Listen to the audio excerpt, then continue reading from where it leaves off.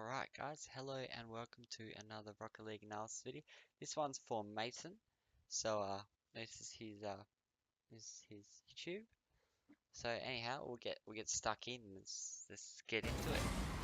I don't know if this is comp or whatever, but this is what he wanted me to analyze. So first, the car looks pretty sick. Like, I quite like it. I like it. It's pretty cool. It's pretty cool. Anyhow. So that's a compliment. Oh, you missed your fucking potato.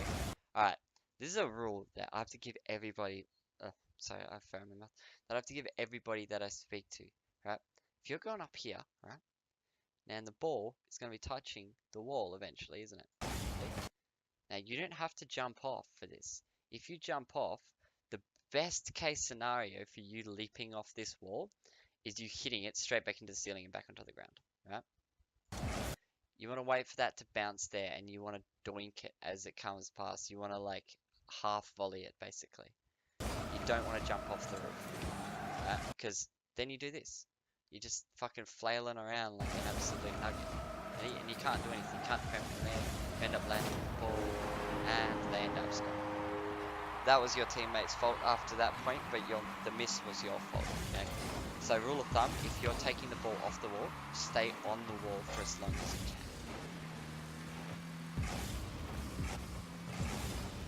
That wasn't a bad This is another thing that I want to get across to a lot of people. This right here, right? Now you didn't have to go this close to fake, right? If he was ready, he could have boomed that. He could have half like volleyed it straight into your net if he was a higher ranked player. This boosting and sort of aiming at the ball is usually enough to put somebody off, okay? So you don't have to drive all the way into them. You just have to look like you could do it if you wanted to. That's enough usually to put most people off. And if it doesn't put them off, it slows them down. It makes them second guess. But if you do what you did here, you really committed. You were here. If he had a boom that, it would have gone straight over your head. There would have been nothing you could have done. Luckily, it's not very good to say. So that's one thing. You want to fake from. You don't want to. If you're gonna fake challenge, you don't want to be too close. You're gonna fake challenge a little bit of distance away. Good, it's clear.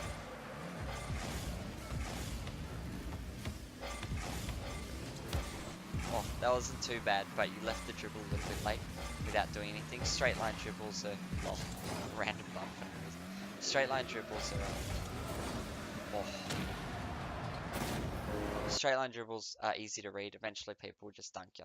Right, they might give you a couple seconds with it on your head, but they'll dunk you.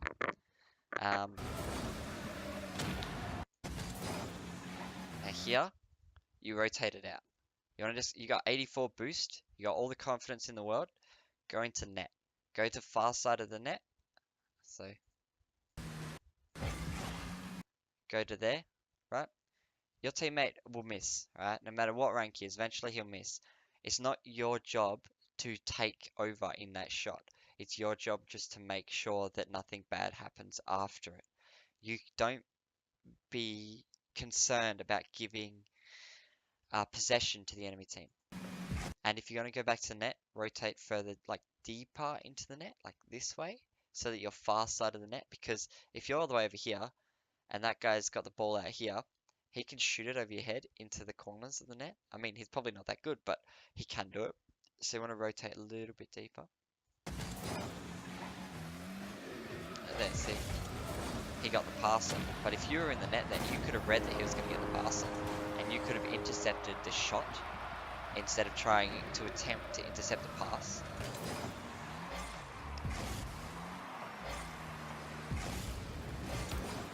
That wasn't bad. I can see what you were doing there. It looked like you were trying to shoot at the net, but you just whiffed. That's fine. That's just mechanical. Randomly beating up the player. Kudos, like extra points for it, but it was an unnecessary time to do it. Oh, and you and your teammate both committed. This is another one of those examples of just let your teammate do dumb shit. Alright? You don't have to take... just because he fucked up his touch doesn't mean you have to take over that same touch, because by the time you get there and do everything else, you guys have double committed and like the other team has read you and all sorts of bullshit. So in this position, if the ball's still in your sort of quarter and your teammate doesn't have any possession and possession's getting handed over to these guys, just camp net. You know, play defensive. It's not your job, because he whiffed, it's not your job to try to do that touch. You can see, he double committed.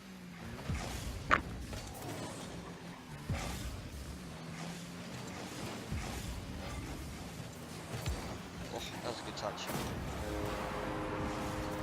It was good that you waited long enough for the ball to get to the ground before shooting it, but you basically had that beat anyway. Like, you were beating the defender. That was the defender's fault. Oh, this isn't bad, you turned around. That bounce got you. Now go get boosts, like, go get boosts.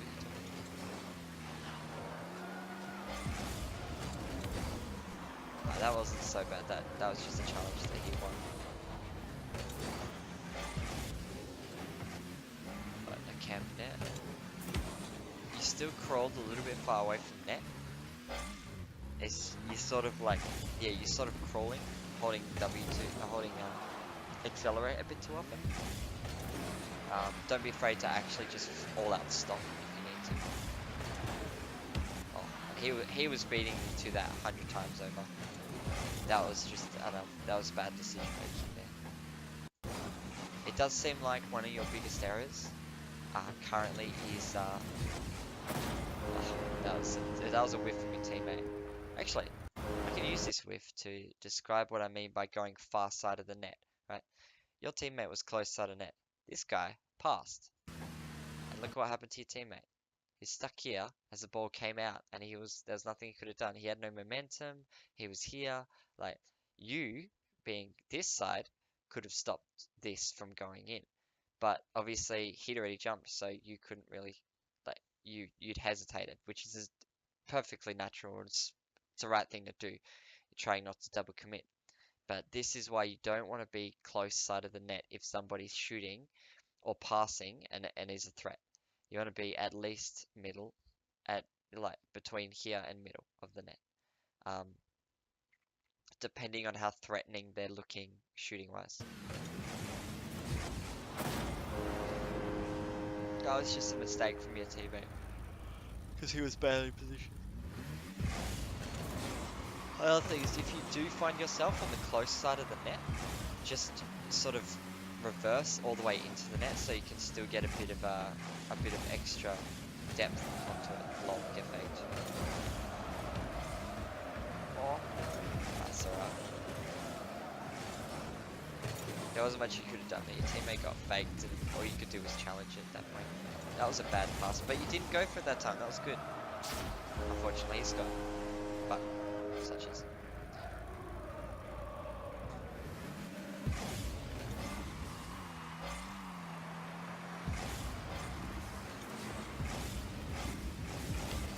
That was a good touch. Oh, that was unfortunate. You couldn't really do much if you get wrecked. You couldn't really do much here, except jump there, try to get a pinch off the wall. Your teammate wasn't very close, so like you could see what you should have done. But he scored anyway, so it doesn't matter.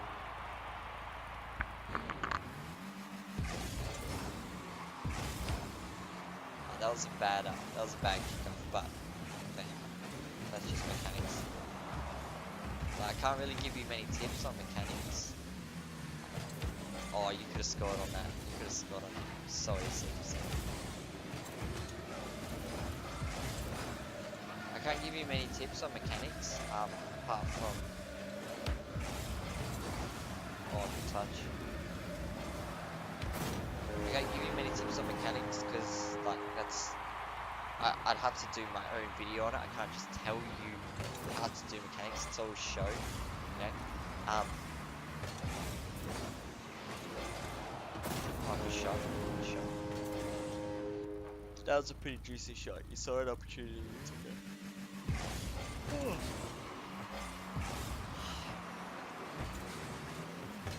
Just clear my hand. That was a good block by you, but it's recentered. Your teammates should be more aware of that. But he was sitting in net. I mean, oh my god. Oh. That's alright. There's nothing wrong with committing to something like that if your teammate's back in defense or like rotating back. There is something wrong with this though. If you're ever in this position, right, you don't want to turn around here. Rule of thumb: never double commit into corners, and try not to turn around into a corner unless the ball's really, really slow or something like that. Then you can turn around to the corner. But if the ball's coming at this speed and someone can shoot at it from midfield or like it's bouncing back to midfield or whatever the case is, you don't want to turn around right here unless you're going to catch it on that bounce and dribble it away. But even that is still dangerous because you're dribbling past your own net. Rule of thumb: don't do this. Let him go for it. If he's not going to go for it, let it bounce, sit here, and wait for them to try to shoot.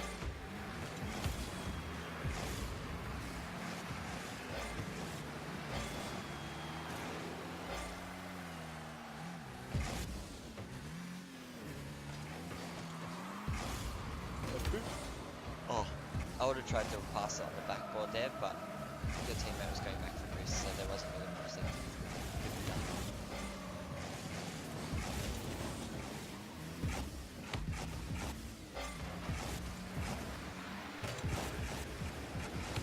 Good touch.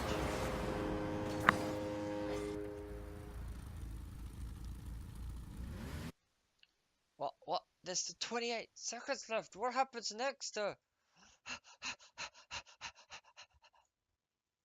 Well, let me just. By the way, if there's anything you ever want to watch, right? Let me find it. It was like, it should just be in my YouTube. Talk flip.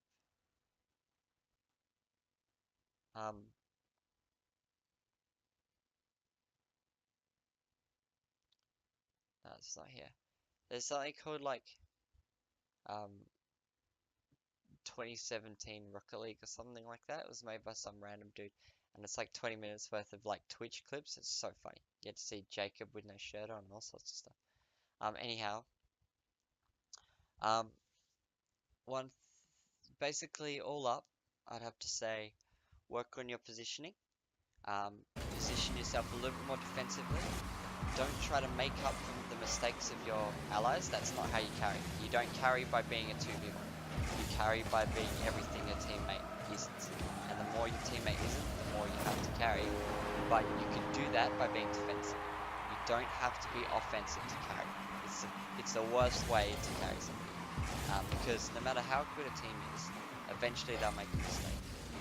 And that's what you need to capitalize on. But you can't capitalize off that if you're always... I don't know. What the fuck? I don't want... What the fuck? What the... But you won't be able to capitalize off that if you're, stuck in their net because you've just shot. So let your teammate make their mistakes, do their whiffs, and then work off that. And when they do something right, then work off that as well. You know what I mean? So, but all in all, work on your mechanics. There's a few little tips and tricks I can give you for that. Just like hit me up on Facebook and I'll give you some tips for that. Work on your positioning. Maybe give a little bit more respect to the walls and bounces on the walls. And yeah, don't be afraid to pan out. Is the best way to describe it. To move away from the field a little bit, go back to your own net and analyze the field. Analyze the enemy team and sort of reset. Because that's the best way to carry, especially in things like ranked. In ranked, you don't get a choice. You have to do stuff like that. You won't get players like this in champ level. They'll still whiff a lot, but not the same amount, not to the same extent. So, don't be afraid to let the enemy have a little bit of possession. Yeah, all up. Let me just sort of do it. TLDR. All up, you need to work on general positioning, rotate a little bit deeper. Your mechanics, just general shooting and stuff like that. Your mechanics aren't bad, but they're not perfect, obviously. And don't make up for the mistakes of your teammates. You don't have to. And yeah, that's really it. That's all I can really describe. Just rotate deeper, and don't try to rush because your teammate's done something like that. Oh, and yeah, when you're doing a fake play, like I said at the beginning of the video, when you're doing a fake, don't commit so hard to it. You only have to commit a little bit to actually pull off the fake itself. That would be the last thing to recommend. But that's all. That's really it. That's all for this analysis. And I hope you enjoyed. And get good. And I like your car. Except I hate your wheels. So get some better wheels. Yeah, get some better wheels.